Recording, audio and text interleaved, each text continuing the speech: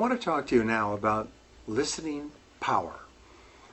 What we know is that listening is a form of what is called white magic.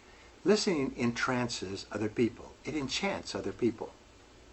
I wrote a book recently called The Power of Charm.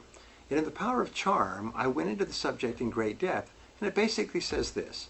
If you want to be a charming person, then when you talk to people, ask them really interested questions, and then listen and hang on every word that they say.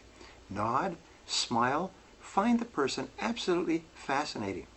And here's the most incredible thing, whether it's socially or in business, is that when you listen really, really well to another person, as if that person was genuinely fascinating, they start to become really interesting. You start to become actually involved and hanging on every word.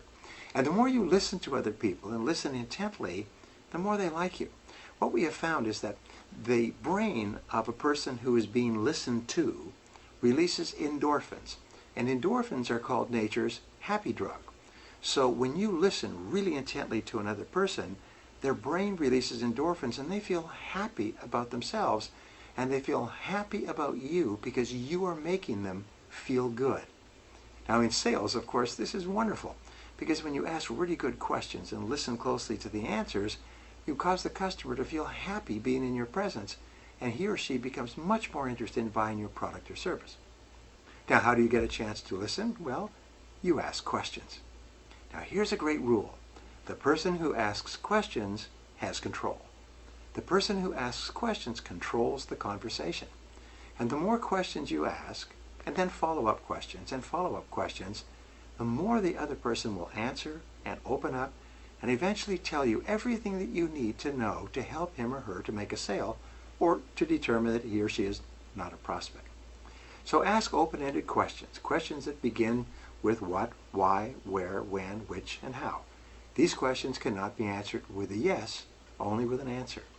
What are you doing now in this field? How is that working for you? How do you feel about the way things are going? What are your plans for the future? Who is it that makes this kind of a decision in your company?